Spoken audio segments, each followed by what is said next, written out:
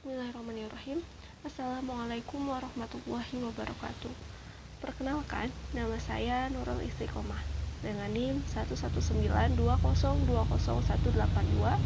dari kelas PAI 6E. Dalam kesempatan kali ini, saya akan memaparkan materi mengenai metode pembelajaran pesantren, di mana video ini dibuat untuk memenuhi tugas mandiri mata kuliah telaah pesantren yang diampu oleh Ibu Dr. Hajah Ratu Suntiah MAG. Baik, sebelum kita membahas lebih lanjut mengenai metode pembelajaran pesantren, kita perlu mengetahui apa sih yang disebut dengan metode itu sendiri. Nah, metode berasal dari bahasa Yunani yaitu metodos yang terdiri dari dua suku kata, yaitu meta yang artinya melalui atau melewati dan hodos yang artinya jalan atau cara. Jadi metode adalah jalan yang dilalui atau dilewati untuk mencapai suatu tujuan, sehingga dapat kita simpulkan bahwa metode pembelajaran adalah suatu cara atau langkah-langkah yang dilakukan dalam menyampaikan suatu materi untuk mencapai suatu tujuan pembelajaran tertentu. Nah, terkait dari metode pembelajaran di pesantren itu sendiri berbeda-beda, tergantung jenis dari pesantrennya. Jenis pesantren kan ada 3, ada pesantren tradisional, pesantren modern, dan pesantren semi tradisional dan modern. Dari ketiga jenis pesantren ini tentunya memiliki metode pembelajaran pesantren yang berbeda-beda. Kita bahas satu-satu. Yang pertama yaitu pesantren tradisional atau pesantren salafiyah, di mana pada metode pembelajarannya itu lebih pada metode-metode yang tradisional. Seperti yang pertama ada metode pembelajaran bendungan atau wetonan. Kalau wetonan itu dalam bahasa Jawa yang berarti waktu, sedangkan bendungan itu berasal dari bahasa Sunda. Nah, metode wetonan dan bendungan itu adalah suatu metode atau cara pembelajaran di mana di dalamnya itu ada suatu penyampaian kitab oleh seorang guru, kiai ataupun ustadz dengan cara membacakan dan menjelaskan isi kitab itu sendiri. Sementara santri-santrinya, muridnya gitu mendengarkan, memberikan makna dan menerima informasi yang disampaikan oleh para guru-gurunya ketika menyampaikan kitab. Kemudian yang kedua, metode pembelajaran sorogan. Nah, di mana sorogan berasal dari kata sorog, yaitu menyodorkan. Sebab pada metode sorogan ini santri menyodorkan kitabnya di hadapan kiai.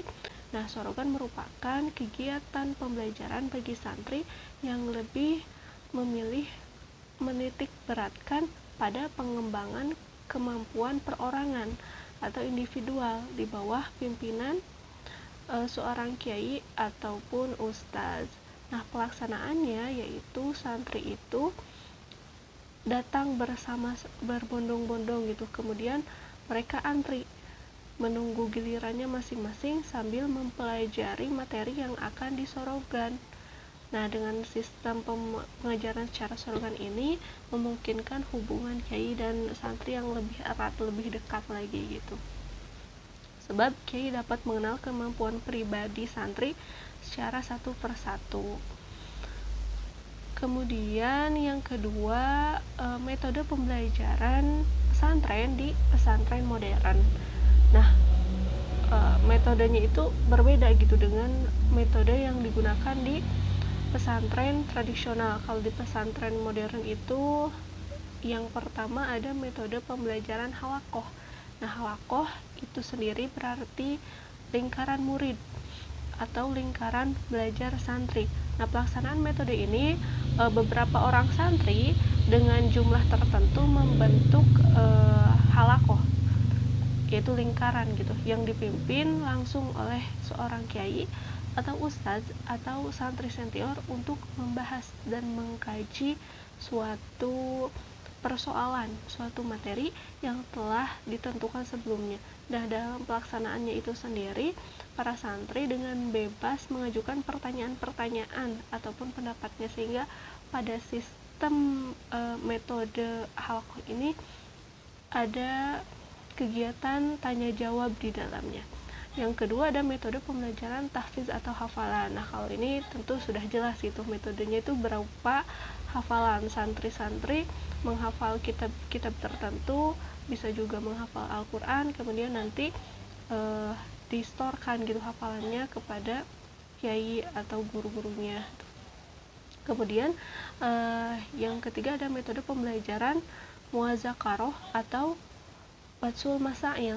Nah, metode pertemuan ilmiah yang membahas masalah diniyah, ibadah, akidah, dan masalah agama pada umumnya. Nah, metode ini digunakan dalam 2 tingkatan. Pertama, diselenggarakan oleh semua santri gitu, untuk membahas suatu masalah agar pelatih untuk memecahkan masalah dengan menggunakan rujukan kitab-kitab yang tersedia. Jadi ada problem solving di dalamnya untuk dipecahkan secara bersama-sama dengan rujukan kitab-kitab. Kemudian ada yang kedua adalah muzakaroh yang dipimpin kiai. Nah, kalau ini hasil muzakaroh santri diajukan untuk dibahas dan dinilai seperti dalam seminar. Jadi nanti kiai menilai gitu. Yang kemudian yang keempat ada metode pembelajaran hiwar atau musyawarah. Nah, metode hiwar ini dilakukan secara berkelompok, di mana santri membahas suatu masalah tertentu, baik itu masalahnya diberikan oleh kiai maupun masalah yang benar-benar terjadi dalam masyarakat. Diskusi ini dipimpin oleh seorang santri dengan pengamatan dan dari pengasuh atau kiai yang mengkoreksi diskusi-diskusi itu, yang ikut serta gitu dalam memandu diskusi itu. Dan yang terakhir, yang kelima, ada metode pembelajaran evaluasi. Nah, metode pembelajaran evaluasi ini tentunya bertujuan untuk menilai perkembangan para santri. Nah, cara ini tuh dilakukan setelah kajian kitab selesai dibacakan atau disampaikan. Kemudian yang ketiga, kita akan membahas mengenai metode pembelajaran di pesantren semi tradisional dan modern. Dalam metode pembelajaran di pesantren semi modern tradisional itu gabungan dari metode tradisional dan metode modern, di mana di dalamnya ada wetonan, ada sorogan, dan ada muhawaroh, kemudian ada muzakaroh, ada metode majelis salim juga, di mana metode majelis salim ini merupakan suatu media penyampaian ajaran agama Islam yang bersifat umum dan terbuka serta berkelompok gitu. Nah, sedangkan pada pembelajaran formalnya ada metode ceramah, ada metode tanya jawab, demonstrasi, drill atau latihan, kemudian ada metode problem solving, ada metode resitasi ataupun pemberian tugas dan diskusi. Nah, itulah metode-metode pembelajaran di beberapa jenis pesantren yang ada. Jadi setiap jenis pesantren memiliki metode pembelajarannya sendiri. Mungkin sekian yang dapat saya sampaikan. Mohon maaf apabila ada kesalahan. Wabillahi taufik wal hidayah. Wassalamualaikum warahmatullahi wabarakatuh.